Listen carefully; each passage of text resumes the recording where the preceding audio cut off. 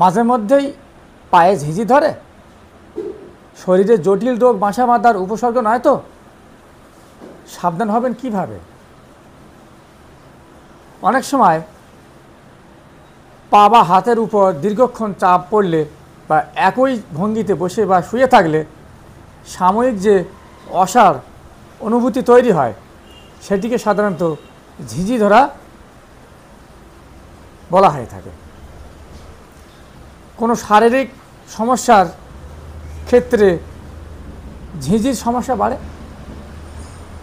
হ্যাঁ, কেন এমন হয় একটু বিস্তারিত শোনেন।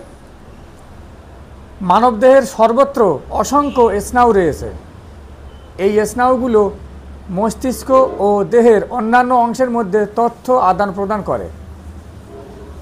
বসা বা শোয়ার সময় এই স্নায়ুর কোনো একটিতে চাপ পড়তে পারে।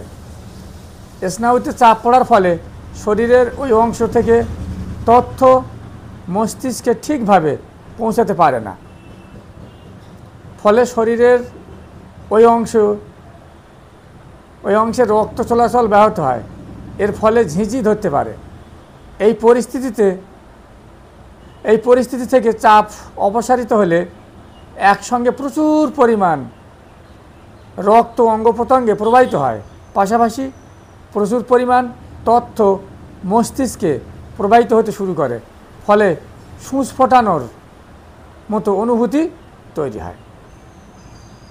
শরীরের কোন কোন শারীরিক সমস্যার ক্ষেত্রে এই ঝিঁঝির সমস্যা বাড়ে? হ্যাঁ, নাম্বার 1, ভিটামিন B1 ও ভিটামিন B12 প্রভাবে সারা শরীরে স্নায়ুগুলো ঠিকমতো কাজ করে।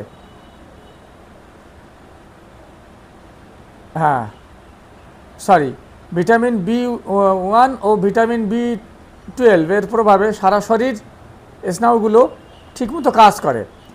শরীরে এই ভিটামিনগুলির ঘাটতি হলে ঝিঁঝি ধরার সমস্যা বাড়ে। নাম্বার 2,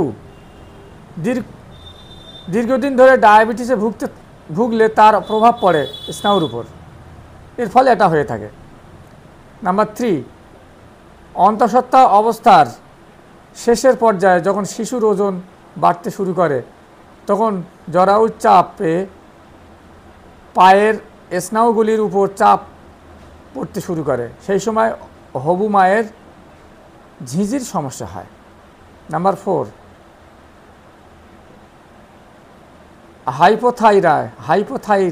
হাইপোথাইরয়েডিজমের ক্ষেত্রে, অর্থাৎ যখন শরীরের থাইরয়েড গ্রন্থি ঠিকমতো থাইরয়েড হরমোন ক্ষরণ করতে পারে না তখনও হাতে পায়ে ঝিঁঝি ধরে।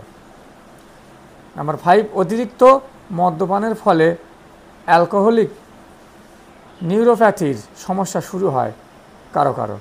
এই রোগ কেন্দ্রীয় স্নায়ুতন্ত্রের ব্যাপক ক্ষতি হয়। এই রোগীদেরও ঘন ঘন হাত পায়ে ঝিঁঝি ধরে। ওকে, সাবধানতা অবলম্বন করবেন।